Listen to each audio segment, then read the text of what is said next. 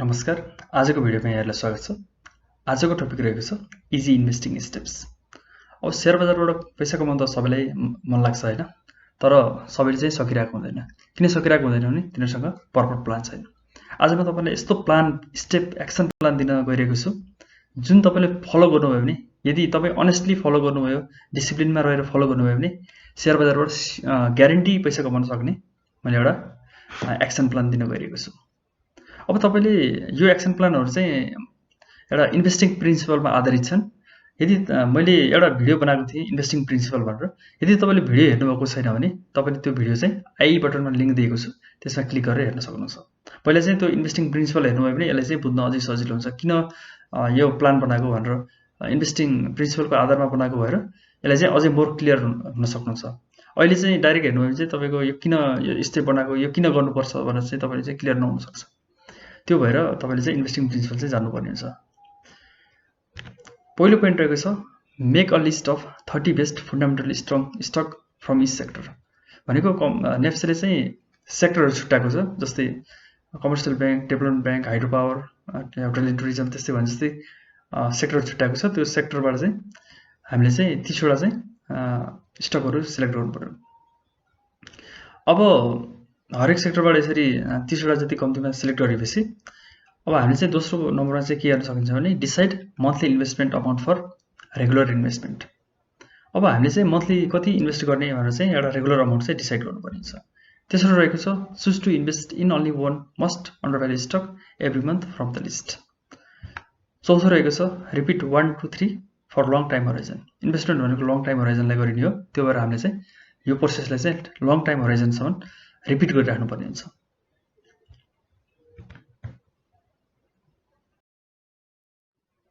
अब यो पहिलो पोइन्ट चाहिँ यसले भन्नु चाहिँ के भने make a list of 30 fundamental strong stock from each sector.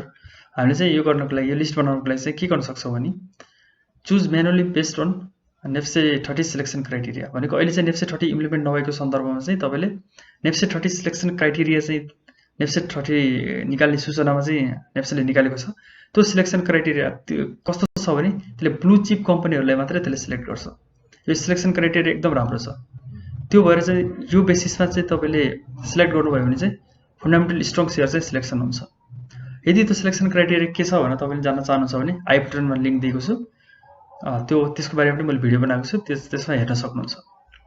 र पछि चाहिँ नेफ्से 30 इम्प्लिमेन्ट भइसकेपछि, लन्च भइसकेपछि तपाईले चाहिँ नेफ्से 30 मा सिलेक्सन भएको स्टकहरुलाई चाहिँ फलो गर्दा हुन्छ। यो लिस्ट बनाउने झन्झट हैन, टाइम कन्ज्युमिङ केही पनि हुँदैन। यसको बेनिफिट के छ भने यसले चाहिँ तपाईको पोर्टफोलियोलाई डाइभर्सिफाई गर्न हेल्प गर्छ, किनकि पोर्टफोलियो भनेको जहिले पनि डाइभर्सिफाइड हुनुपर्छ।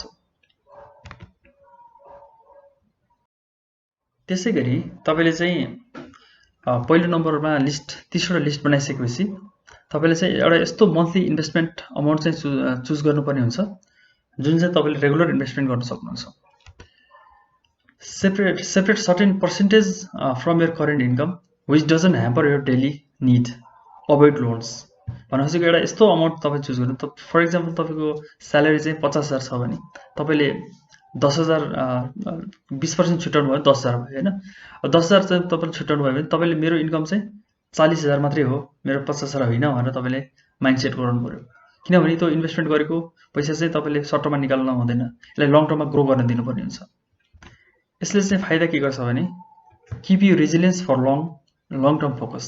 अब इन्भेस्टमेन्ट भनेको लङ टर्म फोकस हो। यसलाई चाहिँ तपाईले लङ टर्म सम्म चाहिँ तपाईको इन्भेस्टमेन्ट प्लानमा रहेर इन्भेस्टमेन्ट प्लान इम्प्लिमेन्ट गर्नको लागि चाहिँ यसले चाहिँ तपाईलाई हेल्प गर्छ।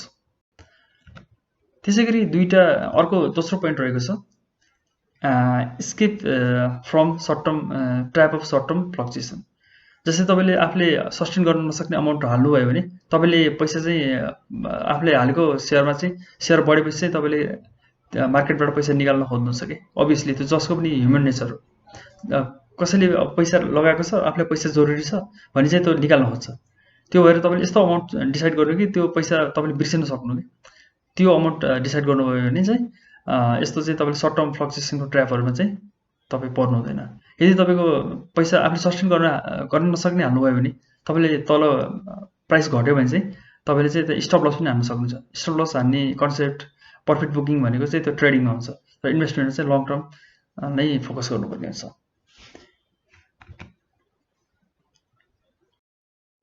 त्यसै गरी अर्को पोइन्ट रहेको छ choose to invest in only one most under value stock every month from the list. तपाईँले तयार पारेको लिस्टबाट चाहिँ सबभन्दा बढी सेयर जसको घटेको छ त्यही सेयरमा चाहिँ तपाईँले लगानी गर्नुपर्ने हुन्छ। यो सेयर कसरी सबभन्दा बढी घटेको छ भनेर कसरी पत्ता लगाउने भने टेक्निकल चार्ट हेर्नुपर्ने हुन्छ। Must decline stock reference to technical chart make sure the reason for decline should not be company specific but can be sectoral reason. भन्नु चाहिँ के भने टेक्निकल चार्ट हेरेर जहिले पनि ट्रेडिङ गर्नुपर्छ भन्ने हुँदैन, हामीले इन्भेस्टमेन्ट पनि गर्न सक्छौँ होइन। यो टेक्निकल चार्ट हेरेपछि के हुन्छ भने यो यसको प्राइस चाहिँ कतिको घटेको छ भने चाहिँ हामीले चाहिँ यसरी चार्टबाट चाहिँ अलिक क्लियरली देख्न सकिन्छ।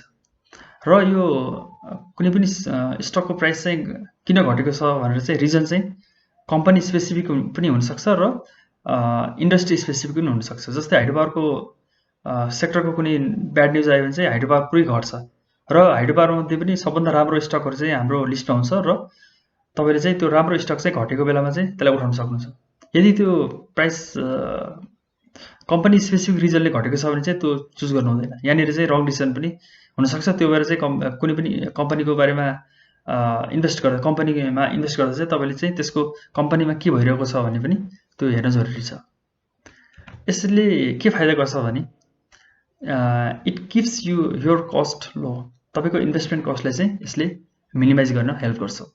यो पनि इम्पोर्टेन्ट पोइन्ट हो होइन, किनकि हामीले मिनिमाइज भयो भने पो हाम्रो रिटर्न बढी हुन्छ। र जस्तै एउटै स्टक किन्दा चाहिँ तपाईँले बढेको बेला किन्दा चाहिँ 1 लाख हाल्नुहुन्थ्यो भने पछि घटेको बेला 70,000मा पाउनु भयो, तपाईँको रेट अफ रिटर्न त हाई हुन्छ नि त, रेट अफ इन्भेस्टमेन्ट होइन। त्यो भएर हामीले चाहिँ टेक्निकल रेफरेन्स अनुसार मस्ट अन्डर भ्यालु स्टकमा चाहिँ हाल्नुपर्ने हुन्छ।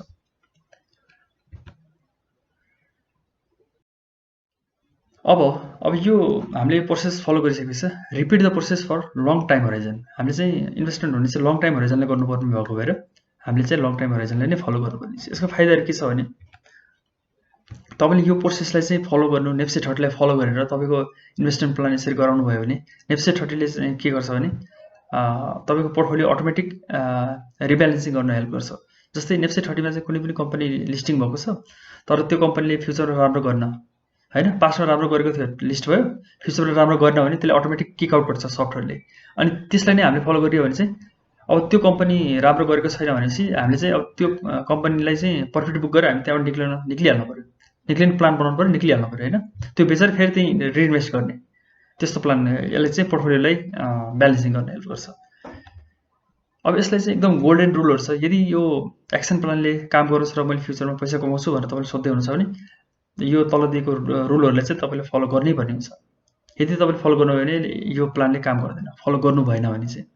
त्यही भएर नेभर इन्भेस्ट युजिङ लोन्स। तपाईँले लोनहरू गरेर इन्भेस्ट गर्नु हुँदैन। लोनहरू गरेर इन्भेस्ट गऱ्यो भने चाहिँ लङ टर्ममा चाहिँ हामीले सस्टेन गर्न सकिँदैन, किनभने लोनहरू लिने लिभरेज मार्जिनहरूको कन्सेप्ट भनेको ट्रेडिङमा हुन्छ। सर्ट टर्ममा प्रफिट गरिन्छ, लोनको ब्याज पनि तिर्न सकिन्छ होइन, त्यस्तो हुन्छ। त्यो भएर लोन लिएर गर्नु हुँदैन, अमाउन्ट चाहिँ जहिले पनि सस्टेनेबल हुनु पऱ्यो। त्यसै गरी दोस्रो रहेको छ keep emotion out of short term fluctuation. भन्नु खोजेको के भने तपाईँले चाहिँ अब नसक्ने अमाउन्टहरू राख्नुभयो होइन, अथवा तपाईँले अब आफ्नो इमोसनलाई चाहिँ आफूले कन्ट्रोल गर्न सक्नु भएन भने चाहिँ तपाईँले चाहिँ प्रफिट बढेको बेला चाहिँ तपाईँले प्रफिट बुक गरौँ भन्ने लोभ लाग्छ र तपाईँले प्रफिट बुक गर्नु भयो भने चाहिँ लङ टर्म हुँदैन। अनि त्यसै गरी सर्ट टर्म फ्लक्चुएसनको ट्र्यापमा परेर जस्तै तपाईँले स्टप लस गर्न सक्नुहुन्छ, त्यो पनि गर्नु हुँदैन, किनकि स्टप लस भनेको ट्रेडिङमा हुन्छ। तपाईँले कुनै पनि कम्पनीमा लगाइसकेपछि तपाईँले लगाएको भन्दा तल गयो भने पनि तपाईँले त्यसलाई चाहिँ राखिराख्नु पर्ने हुन्छ, किनभने तपाईँले आफूले जहाँ इन्भेस्ट गरेको हुनुहुन्छ त्यो कम्पनीमा चाहिँ तपाईँले ट्रस्ट गर्नुपर्ने हुन्छ, आफ्नो इन्भेस्टमेन्टलाई ट्रस्ट गर्नुपर्ने हुन्छ। त्यो भएर यसलाई चाहिँ लङ टाइम फोकस गर्नुपर्छ भन्न खोजेको। Stay inform of your company. तपाईँले लगानी गरेको कम्पनीको बारेमा चाहिँ तपाईँले इन्फर्म रहनुपर्ने हुन्छ। कुनै पनि ब्याड न्युज आएछ भने त्यो एकचोटि घट्छ र फेरि बढेको मौका पाएर त्यसलाई बुक गरेर त्यसबाट उम्किहाल्नु पर्ने हुन्छ। यसले चाहिँ पोर्टफोलियो रिब्यालेन्सिङलाई पनि हेल्प गर्छ। यदि तपाईँले यो रुलहरू फलो गर्नुभयो भने तपाईँले पैसा कमाउने उसमा चाहिँ तपाईँ सेयरबाट पैसा कमाउने चाहिँ ग्यारेन्टिड हुन्छ, किनभने यो रुल फलो नगरेर नै होइन मान्छेले गुमाउने भनेको सर्ट टर्ममा कमाउन खोज्ने, लङ टर्म अब फन्डामेन्टली स्ट्रङ सेयरमा नहाल्ने होइन, त्यो विविध कारणले गरेर मान्छेले चाहिँ स्टकमा लुज गरिरहेका हुन्छन्। र यदि तपाईँले यसलाई फलो गर्नुभयो भने ग्यारेन्टी सेयर बजारबाट चाहिँ भनौँ कि आम्दानी गर्न सकिन्छ।